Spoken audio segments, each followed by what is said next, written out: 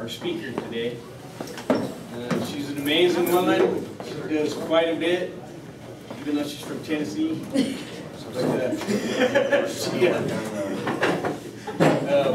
She works for Petals Flowers, which is owned by El Pueblo Boys Ranch, so she's going to talk about that today. But what she does for our organization, Roselawn, for families, funeral home, is outstanding, and we've never seen that in our life. So I was going to introduce Angel to. Wow. Thank you. And great morning to everyone, and thank you for having me. Chad, I jumped Chad at our annual, it was my first barbecue with El Pueblo, their annual fundraiser, and I jumped everyone that passed by that didn't run from me, and Chad didn't get away from me, and so that's how we met. And then I jumped Frank. Because what a wonderful group of people. I'm not just saying that. Now I know why the Pueblo shifts on Wednesday morning. It's because of this group here, and I love it. And I hope you won't mind if I intrude for the great coffee and the great camaraderie on Wednesdays. I am Angel San Miguel. I've met a cousin here. I know where to get the winning lottery tickets, and now I know the hot spot for Santa Claus. So I'm excited to be here. I can tell what has drawn us together, though, is our hearts. You folks, and this is why, thank you again for being an extension of that. In saying that, every little bit that we all do, I feel like, and this is so cliche, but we're planting little acorns for great oaks in everything that we do. And being a part of Petals is just that for me. We put, Sherry and I, from El Pueblo, have laid out a little bit of information. Tried to pack that in for you. That doesn't really tell it all. And what I would like to share in the limited time, because everyone knows I am from Nashville, Tennessee. My history in the floral industry have been with the Gaylord Resort Hotels. I started in Nashville with the Grand Ole Opry. I'm what they call a Spanish hillbilly. I speak, read, and write Spanish fluently with a twist of Southern. My family migrated to the country from Spain. My father served in the armed forces for 8 years. And I see now how that's going to be utilized here in Pueblo. Saying that, when I came to Petals, it was just by, I say the wings brought me in. I was passing through the area, and this is the name of my business at the Grand Ole Opry. And that drew me in, but it wasn't by chance. After meeting with Sherry and the folks, and this window of opportunity came up and presented itself to work with the young people, I could see how this would be instrumental. Working with flowers and plants and live things helps these young people to heal. Also, in Petals, we are a full-service florist. I'm just not teaching them how to plant and grow good things to eat, beautiful things to share with the community, but also in this process, they're learning how to interact, how this can produce money for them so they can be self-sufficient. The youth here, what I'm learning, and I've only been here a short time since March, is this is young people collective throughout not only the community, but within our state of Colorado, between the ages of 13 and 18 years old. So coming to Petals is a fun thing for them. And I get the easy part of El Pueblo. I get the kids to come in, and I get the happy day. Oh, it's fun time at Petals. But in that process, there is work involved. They play a hands-on part in cutting the flowers, processing flowers, seeing how that this is going to generate money so that we can extend their vocational program. And coming back day in, day out, without the monies that we generate from Petals, we could not do this. That's what makes our flower shop unique and above and different. I don't want to say above, because I want to look at we all help each other and we all network together, the floral community. and organizations like yourself, just spreading the word. I'm sure a lot of you probably have someone that you use, whether it's a local family florist, a chain, or the supermarkets. I still feel like that, getting the word out, that we're helping each other. So, Petals, as a full-service florist, we provide fresh flowers, we provide fruit baskets, I personal shop. Now I'll go anywhere, if you want to pay for a trip to Hawaii for coconuts, I'll go. So, I've done a little bit of everything. I've done everything from on just the local community. To date, 1,000 center pieces for Alpha Kappa Alpha. So I've had a little bit of experience in everything, from plants all the way up to providing Opryland Gaylord in Nashville and Florida, all of the Christmas lights and decor. If you've had an opportunity to travel to any of those resorts, I had that luxury of being behind the onset of establishing that process all the way up through. This will be my first year not participating, but that in place. Saying that, we would love to have you come out to Petals. All of our net proceeds generated, no matter how small, nothing's too small, go back to the kids. I would like for Ms. Bach, I'm putting her on the spot, to come up and introduce El Pueblo, which is Petals is an extension of that. I don't want to bore you, but the information that I put on there, on your tables, tells a little bit about, we're 24/7. You call me at 2 a.m. It better be good. No, I am. This is one thing, and the boss comes down, Angel, what are you doing? I said, I want to be here for you. I want to be here for Pueblo. I want to be here for the outlying communities, and I deliver all over. I've gone as far as Canyon City. You do have to pay for the high price gas we're all suffering from right now. But we will. We go, just call. I go gladly. Anything you can. Ms. Baca, if you can come up and say that, you'll always get an answer at that phone. So if I can help also your organization, I would like to extend this to all of you. At cost, call me and let's sit down and network, because we're all working to help the communities. So whatever Petals can do in the future in your fundraisers or things of that nature, I want to be on board with that. So if you find a place where we can help you, and something comes to mind where we can incorporate fresh or live, you call me and I'll get some quotes for you, so that will help generate more revenue. This is Ms. Sherry Bach, our CEO. Thank you, Ms. Bach. Thank you so much for letting us come today. I think that you're getting the sense that Angel is a wonderful representation of the staff and the professionals that are surrounding the kids that find themselves in El Pueblo.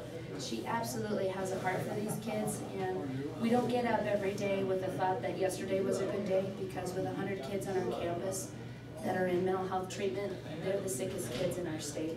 So any day that they spend in El Pueblo in treatment, it's a tough day. It's a really, really tough day.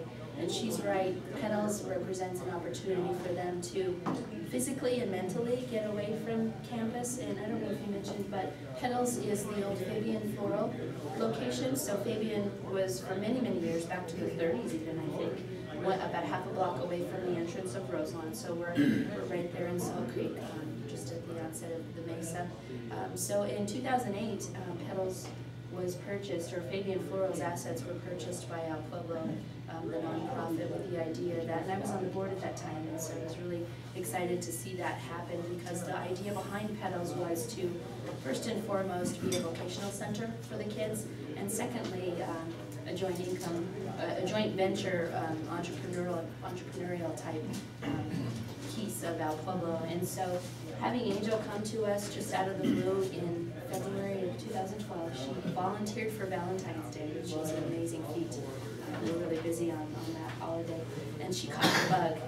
And really having an individual with just extensive business experience in floral She does some wonderful floral arrangements. I would love for you to try her out sometime. But the idea really behind Petals is that there are people who care about kids, and the investment of time, and of course your patronage of that business really helps the kids day to day. I do want to mention just very quickly about El Pueblo. For those of you who may not know, we've been in business since 1960.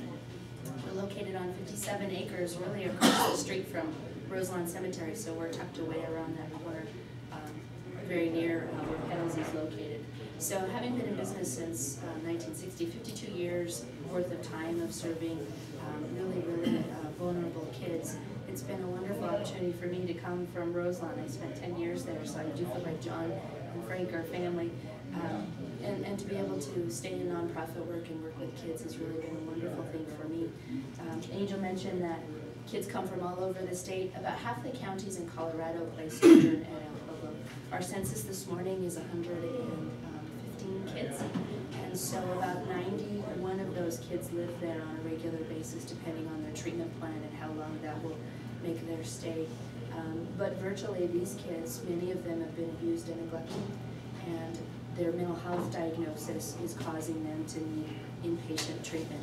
The other kids that make up that 116 are day treatment kids, so they're kids from Pueblo West, Pueblo, Canyon City, whoever is in the local communities that they're living with, either nuclear families or foster parents or group homes.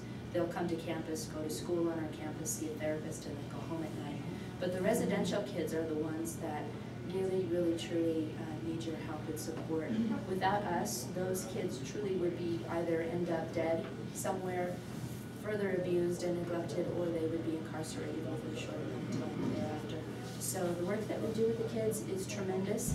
It's amazing to me that the same child could be getting such bad reports on our campus in therapy, but the report from Petals is that this is a model kid who does their work, who's conscientious, who's polite, and it's amazing to me that you have the same kid who has different personas. So the process of bringing healing is helping them to bring that person together and really start to embrace it. And so with Flower Shop being under the umbrella of El Pueblo, it's been truly a tremendous opportunity for those kids to connect with something that's positive. And to spend time with Angel has been truly remarkable watching that happen.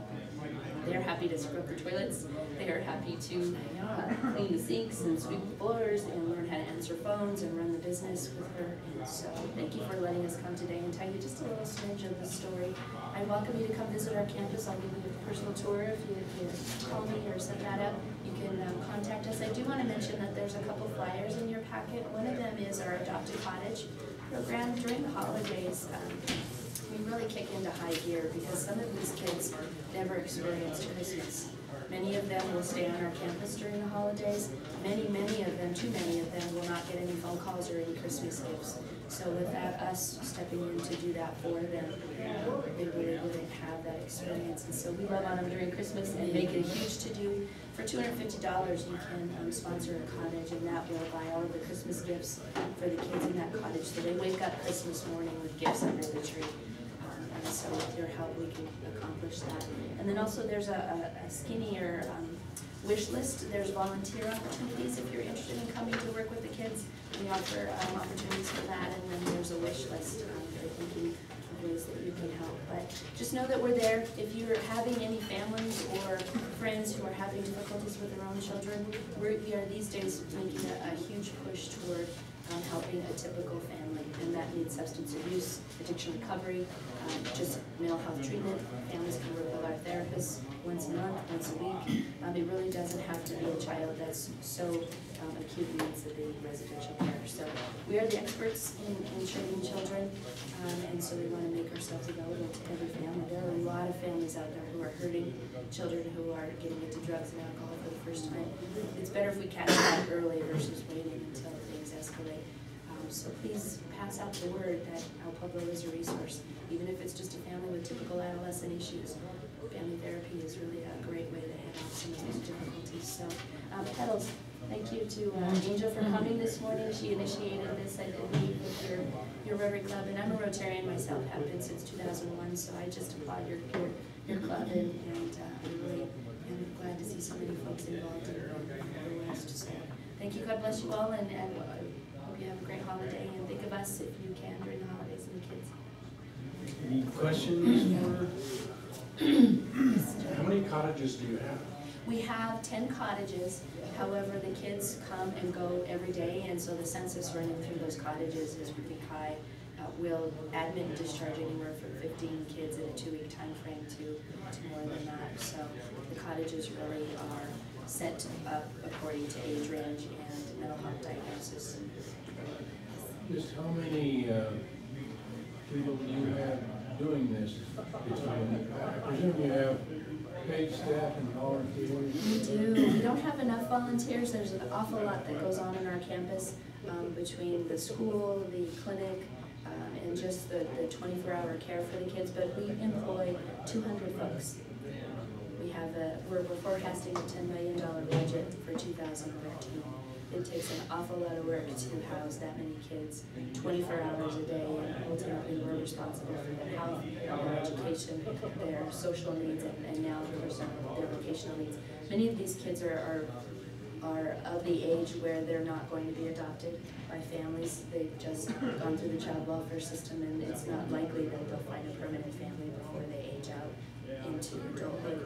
So the idea of giving them viable vocational skills, it's almost an emergency. These kids come in, they don't know how to write their names sometimes, or good grammar or math skills, and so learning it on the job is somehow a great way to get kids to really engage. And it's interesting to me that kids that are you know, in these tough spots, they are some of the most creative kids you could ever imagine. And it must be maybe that right brain thing that just comes out, and they tend to exhibit some of those really creative skills. And so having them with age learning how to create, you know, masterpieces and How are kids selected? the kids are referred to the program regularly. The child welfare kids come from the county departments of social services, but we have a 800 number, and we have admissions officers on call 24 hours a day, and anybody can call us. And what will happen is a clinical therapist will engage that person who's calling and determine what the needs are. In order to be admitted into Pueblo, there has to be a clinical diagnosis. So we're working with kids with depression disorders, mood disorders, bipolar, schizophrenia, and it could just be conduct disorder. That is a clinical diagnosis. Kids who are behaving badly and need to be taught that they have to turn things around. And so really some autistic kids are starting to show up. Pueblo, half of our kids on our campus on a regular basis are developmentally delayed. So that really means that these are the toughest of the tough kids. Not only do they have a mental health diagnosis, but they also have a cognitive impairment. Their IQs are below 70. So they're really a tough population, and Pueblo is pretty much one of the facilities in the state that will take those kids. We're about to launch an autism spectrum disorder unit for autistic kids, and so we're really getting into those areas where there's special needs. Very good question. So diagnosis, and if a child doesn't have a diagnosis coming in, our clinical therapist team will go ahead and screen them and do the assessments and determine if the diagnosis exists and the therapy that's happening. Question for Angel. Did you earn that name, or was that a given It name? was wishful thinking on my mother and father's part. Thank you, Pittsburgh. I appreciate that. And I'm glad you touched. I was born a cotton top. If anybody, where's my cousin? Right there. That cotton top right there can tell you. I was born a cotton top with glowing eyes, he said. He goes, oh, she has to be an angel, and they're still open. Thank you. I just want to touch him because I go off on so many tangents to reiterate what Ms. Baca said. That was the draw for me to Petals. That was it, the bottom line. The kids. Because all of us know that we could have been born into that same circumstance. Any of us. And this is where I know, without a doubt, since I've been there, when I leave, those kids come in, they'll come in, and the first thing of line of order is get your happy face on. And this is without coffee, without medication. It is mandatory. If they come in on Miss Angel, I say, get your feet back outside, you're gonna be happy. But these kids, they are really, I can see it. It's not me, it's the energy there. So